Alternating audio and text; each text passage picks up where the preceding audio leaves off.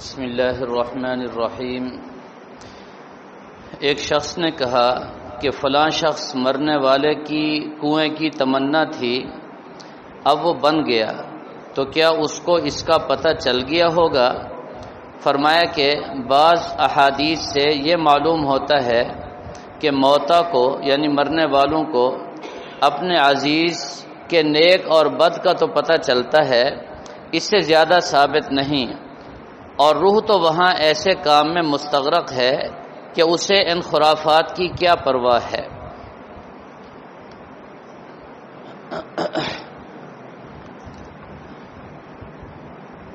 اس ملفوظ میں حضرت تھانوی رحمہ اللہ تعالی نے مرحومین اور موتا جو اس دنیا سے چلے گئے ہیں ان کے متعلق ایک اہم بات ارشاد فرمائی ہے۔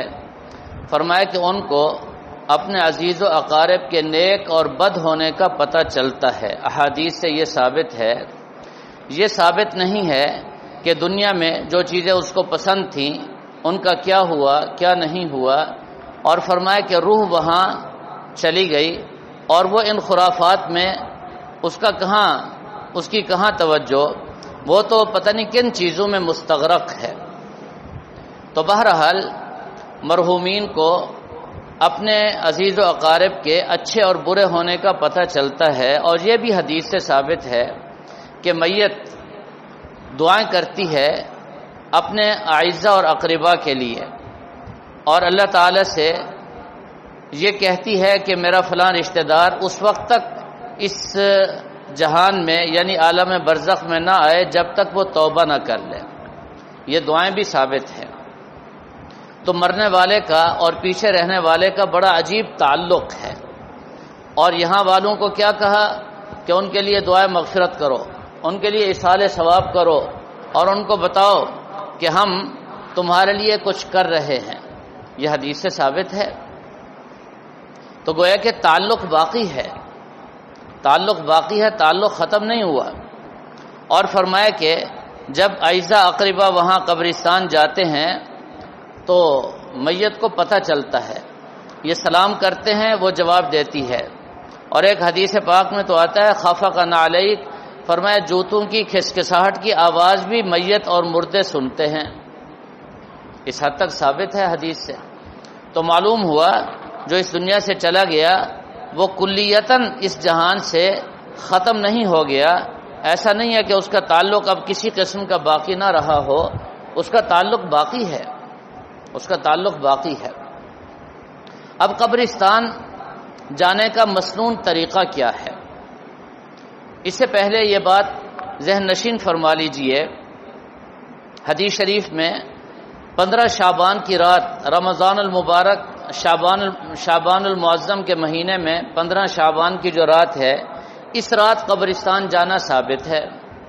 اور پھر عید کے دن بھی ایک مرتبہ آپ صلی اللہ علیہ وسلم تشریف لے گئے اور حکم بھی دیا، اور اسی طرح فرمایا کہ ہر جمعہ مرحومین کی زیارت کے لیے، ان کے ایصال ثواب کے لیے اور عبرت پکڑنے کے لیے قبرستان جانا چاہیے۔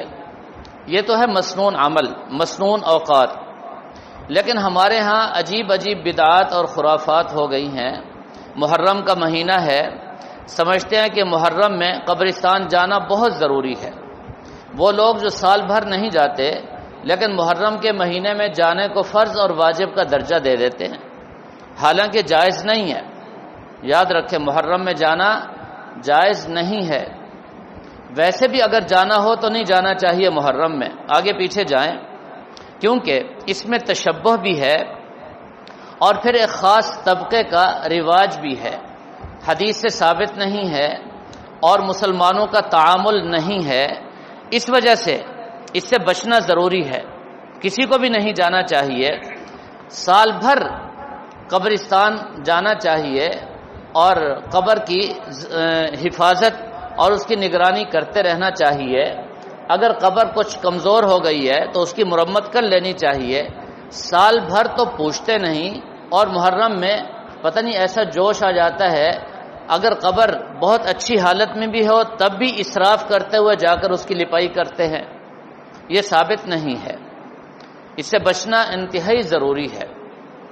پہلی بات تو یہ ہے، اور اس میں ہمارے مسلمان بھائی کتنے مبتلا ہیں ان کو سوچنا چاہیے اور اس سے بچنا چاہیے۔ کوئی بھی بدعت ہو اور کسی بھی حوالے سے بدعت ہو، اس سے بچنا مسلمانوں پر لازم اور ضروری ہے۔ سنت کے مطابق سارے کام کریں، اس میں برکت بھی ہے اور فائدے بھی ہیں۔ جو مسلمان ہر جمعہ کو جائے گا تو کیا خیال ہے اگر قبر میں کوئی کمی بیشی ہوگی تو اصلاح کرے گا نا؟ ضرور کرے گا۔ اور اگر اصلاح کی ضرورت نہیں ہے تو اور مقاصد بہت سارے ہیں، وہاں جا کر دعائے مغفرت کر لے گا، کچھ ایصال ثواب کر لے گا، کچھ اپنی موت کو یاد کر لے گا، کتنے بڑے فائدے ہیں۔ تو یہ ساری چیزیں وہاں حاصل ہو جاتی ہیں۔ اب دوسری چیز، وہاں حاضر ہونے کا مسنون طریقہ کیا ہے؟ جب بھی انسان جائے کس طریقے پر جائے؟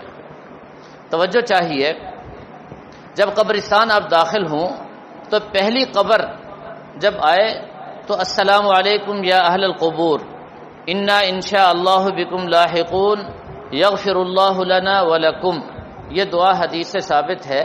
یہ دعا اور سلام مرحومین کو ان الفاظ کے ساتھ کرنا چاہیے۔ السلام علیکم یا اہل القبور، اے قبر والو تم پر سلامتی ہو۔ کتنا عجیب دعا ہے، عظیم دعا ہے۔ انا انشاء اللہ بکم لاحقون، آپ پہلے چلے گئے، ہم آپ کے پیچھے آپ کے پاس آنے والے ہیں، اپنی موت یاد۔ کتنا عظیم جملہ ہے۔ یغفر اللہ لنا ولکم، اے اللہ ہمیں بھی بخش دے اور ان کو بھی بخش دے۔ کتنے پیارے الفاظ ہیں، کتنا خوبصورت الفاظ ہیں۔ ان الفاظ کے ساتھ قبرستان جانا چاہیے۔ کوشش کریں کسی قبر پر پاؤں نہ آئے، کسی قبر کی بے ادبی اور بے حرمتی نہ ہو، سختی سے منع کیا گیا ہے۔ احتیاط کرتے ہوئے آپ چلیں، اور جس قبر پر آپ جانا چاہتے ہیں جب وہاں پہنچ جائیں تو دو طریقے احادیث سے ثابت ہیں، سنت سے ثابت ہیں۔ ایک طریقہ تو یہ ہے کہ آپ پاؤں کی جانب کھڑے ہو جائیں اس کیفیت میں کہ آپ کا دایاں کندھا مشرق کی طرف ہو اور بایاں کندھا تھوڑا سا مڑا ہوا مغرب کی طرف ہو، گویا کہ میت کے چہرے کی طرف آپ کا چہرہ ہو۔ میت کو قبرستان میں جو لٹانے کا مسنون طریقہ ہے وہ مشرقی دیوار کے ساتھ اس کی پشت لگا کر اس کا سینہ اور اس کا چہرہ اور اس کا پورا جسم قبلہ رخ ہونا ضروری ہے۔ یہ سنت طریقہ ہے میت کو قبرستان میں لٹانے کا۔ تو ظاہر ہے جب میت کا رخ قبلہ کی جانب ہے تو اس کی سیدھ میں آپ پاؤں کی جانب جب آپ کھڑے ہوں گے تو گویا کہ چہرے کی طرف آپ کھڑے ہیں، آپ میت کو دیکھ رہے ہیں، میت آپ کو دیکھ رہی ہے۔ ایک طریقہ تو یہ، اور دوسرا طریقہ یہ بھی سنت سے ثابت ہے کہ میت کے بالکل سینے کی طرف اس کے چہرے کے سامنے کھڑے ہو جائیں، آپ کی پشت مغرب کی طرف ہو اور چہرہ مشرق کی طرف ہو، گویا کہ میت کی طرف آپ کا منہ ہو اور مغرب کی جانب آپ کی پیٹھ ہو۔ اس کیفیت میں آپ کھڑے ہو جائیں۔ اس کے بعد توجہ چاہیے، اس میت کا ادب جو حدیث میں آیا ہے، بڑی اہم بات عرض کر رہا ہوں۔ میں نے یہ بات خود بھی محسوس کی ہے اور تلاش بھی تھی، بہرحال یہ مسنون طریقہ مجھے مل گیا، آپ حضرات کو بھی میں عرض کر دیتا ہوں، بہت اہم کام ہے۔ فرمایا جس میت کے ساتھ، مرنے والے کے ساتھ آپ کا تعلق ایسا تھا کہ ادب کے ساتھ آپ اس کے سامنے بیٹھ کر گفتگو کرتے تھے دنیا میں، تو فرمایا کہ اس کی قبر پر آپ جب جائیں تو سنت یہ ہے کہ بیٹھ جائیں، پاؤں کی جانب یا سینے کی جانب وہیں بیٹھ جائیں، بیٹھ کر آپ اس کے لیے ایصال ثواب کریں، اس کے لیے دعائے مغفرت کریں، جو بھی عمل کریں۔ اور اگر دنیا میں دستور ایسا تھا، کوئی ساتھی ایسے ہوتے ہیں کہ اس کے ساتھ گفتگو چلتے پھرتے ہو جاتی تھی، کھڑے کھڑے گفتگو ہو جاتی تھی اور بیٹھنے کا زیادہ اہتمام نہیں ہوتا تھا، تو فرمایا اس کی قبر پر جب جائیں تو پھر کھڑے ہو کر آپ دعائے مغفرت کریں، ایصال ثواب کریں، کافی ہے۔ اب یہ مسنون عمل ہے، اس کا اہتمام ہونا چاہیے، حدیث سے ثابت ہے، بزرگوں نے لکھا ہے، فقہا نے اس کی تصریح کر دی ہے۔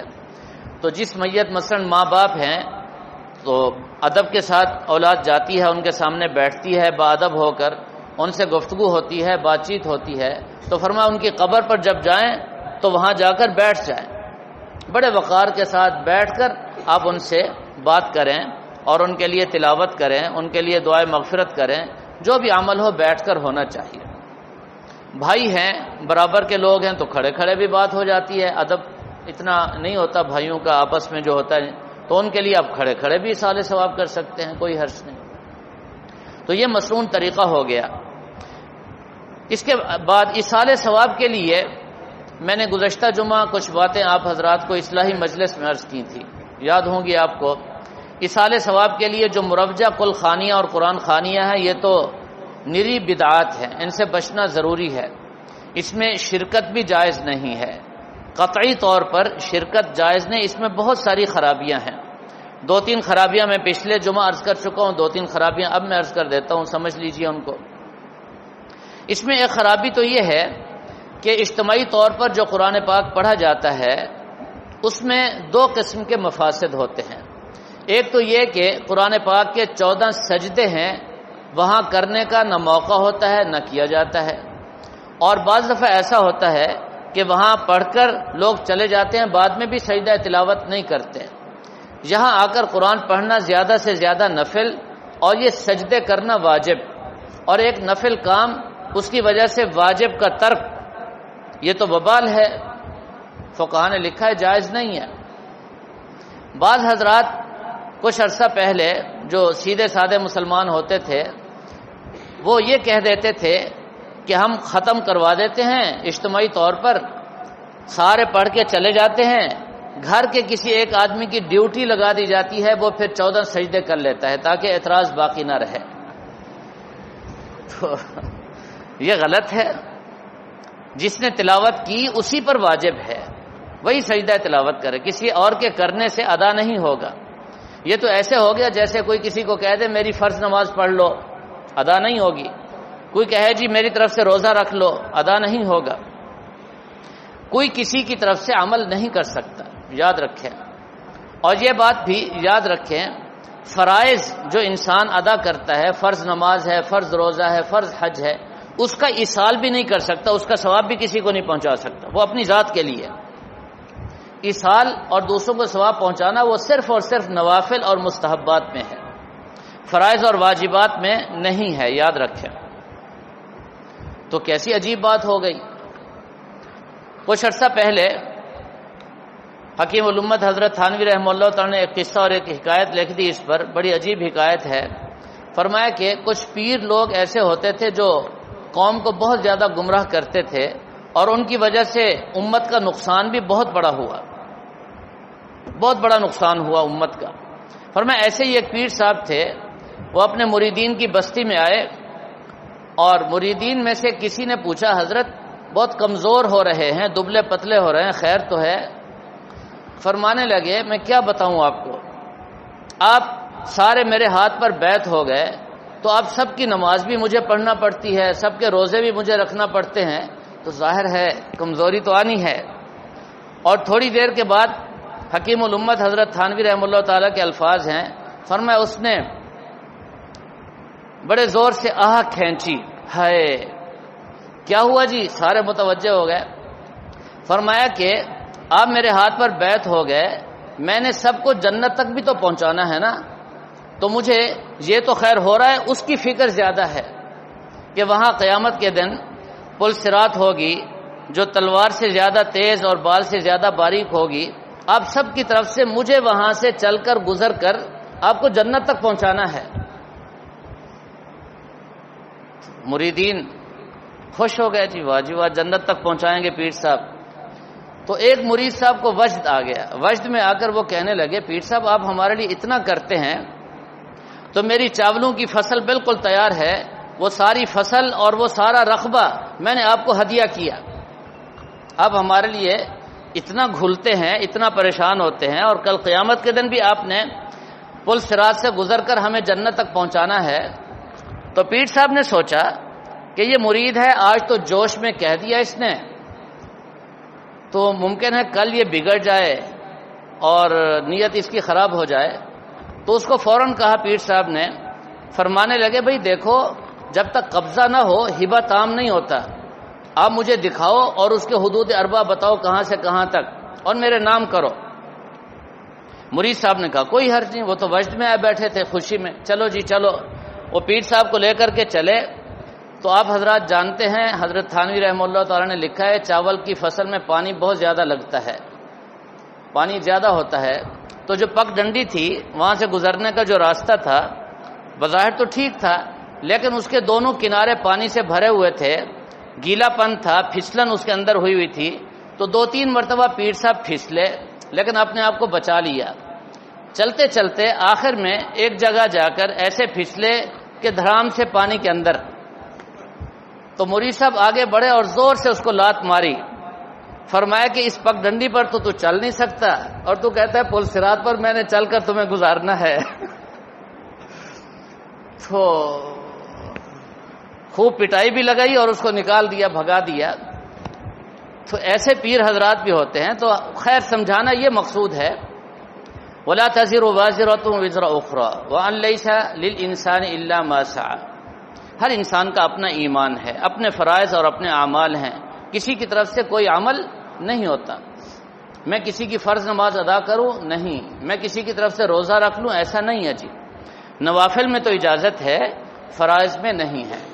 ایک خرابی تو اس میں یہ ہے، اور دوسری سب سے بڑی خرابی مروجہ قرآن خوانیوں میں اور قل خوانیوں میں سب سے بڑی خرابی نمائش اور نمود، ریاکاری یہاں تک ہوتی ہے کہ قرآن خوانی کے بعد بیٹھ کر جب تذکرے ہوتے ہیں کہتے ہیں جی بڑے لوگ آ گئے ماشاءاللہ، فلاں افسر بھی آئے ہوئے تھے، فلاں صاحب بھی تھے جی، اچھا فلاں بھی آیا تھا۔ میت بھول گئی اور یہ تذکرے شروع ہو گئے۔ فرمایا کہ اس نمود اور نمائش کی وجہ سے سارا عمل برباد ہو گیا۔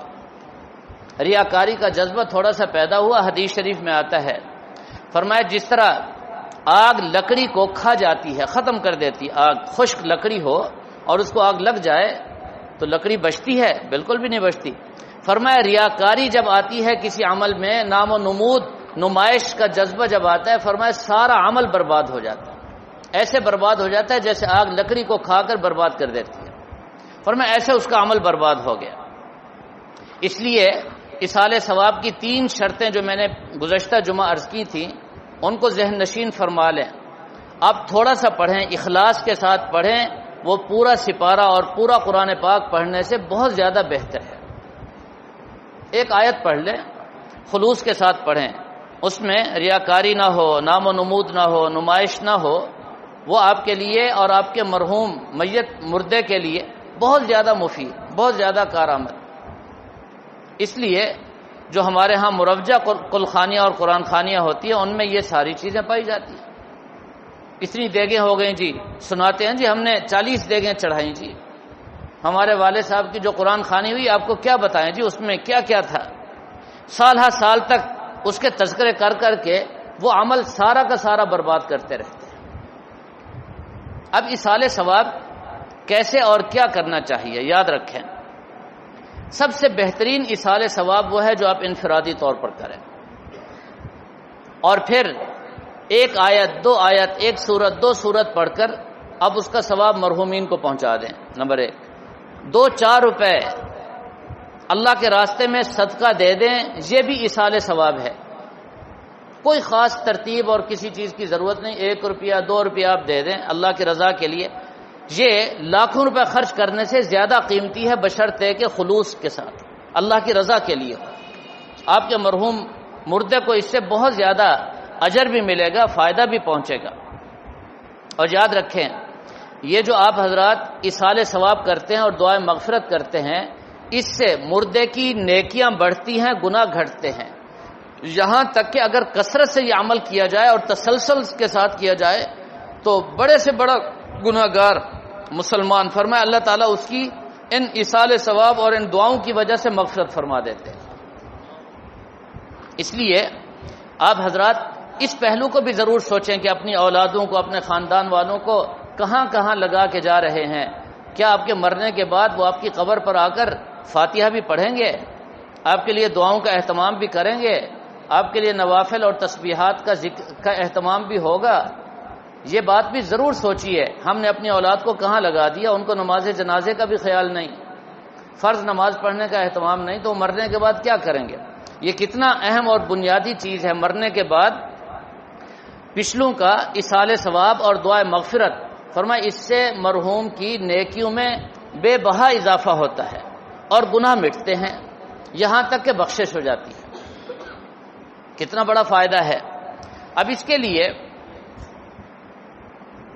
لیے ایک دو عمل میں آپ حضرات کو بتا دیتا ہوں۔ ایک تو جو حضرات نماز پڑھتے ہیں، جب گھر سے نکلیں تو وہاں سے ہر نماز سے پہلے سورہ اخلاص پورے اخلاص کے ساتھ پڑھتے ہوئے مسجد آئیں،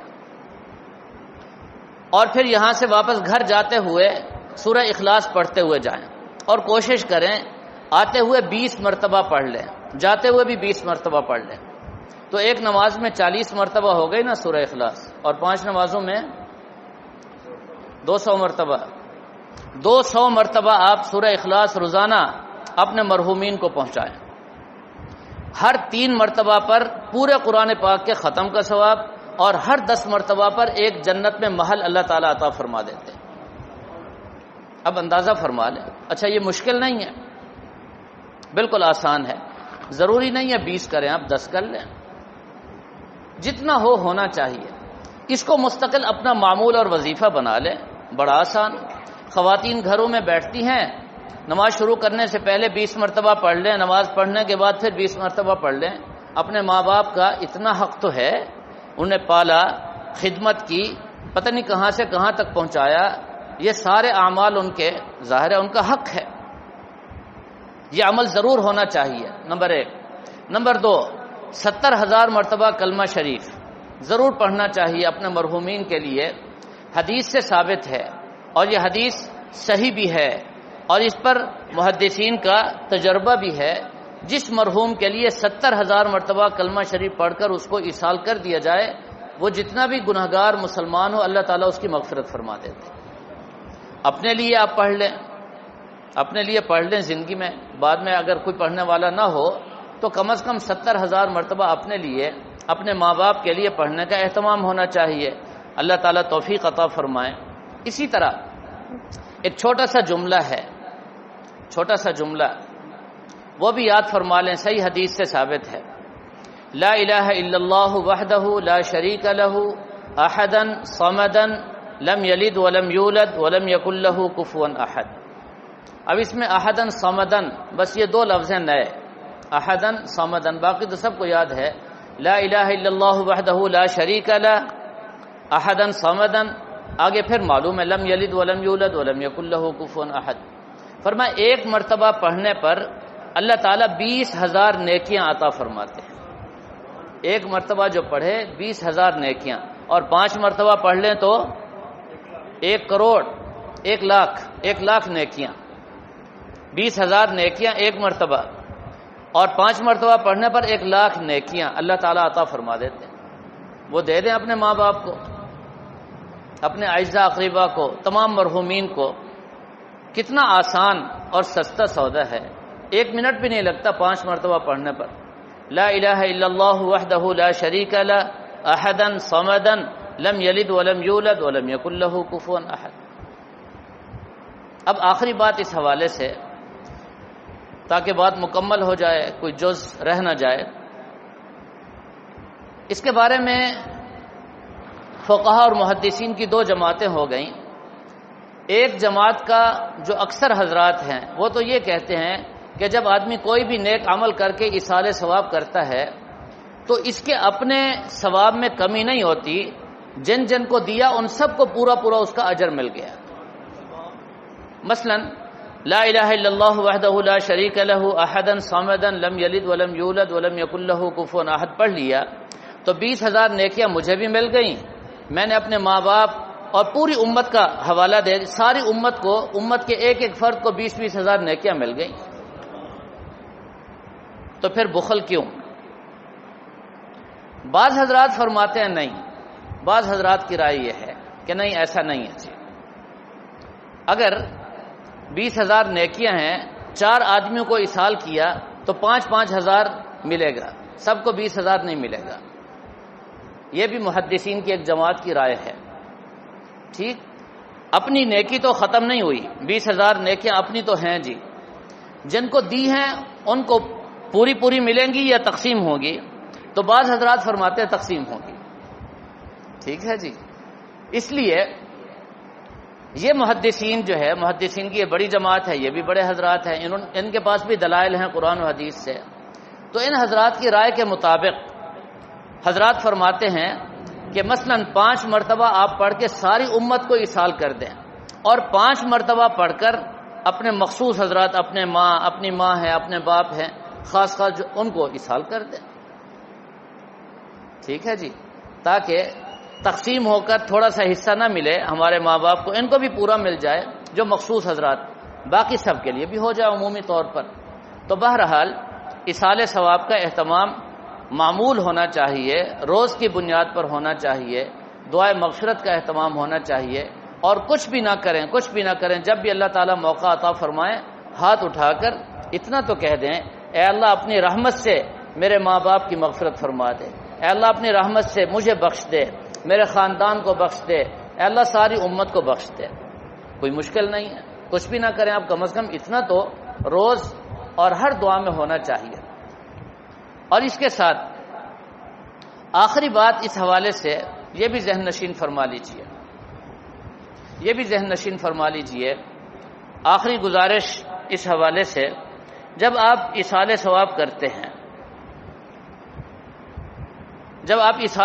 کرتے ہیں تو اس ایصال ثواب کا فائدہ جہاں مرحومین کو پہنچتا ہے وہاں زندوں کو بھی پہنچتا ہے.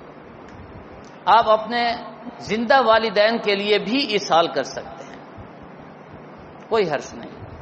اے اللہ، یہ جو میں نے پڑھا لا الہ الا اللہ وحدہ لا شریک لہ، اے اللہ جتنے مرحومین ہیں ان کو بھی پہنچا دے، میرے ماں باپ کو، وہ زندہ ہے ان کو بھی پہنچا دے. فرمایا ان کے نامہ اعمال میں یہ 20,000 نیکیاں آپ کی طرف سے لکھ دی گئی. زندوں کے لیے بھی ہے، مردوں کے لیے بھی ہے. کتنا آسانی ہے جی، خیر ہی خیر ہے، دین میں برکتیں ہی برکتیں ہیں.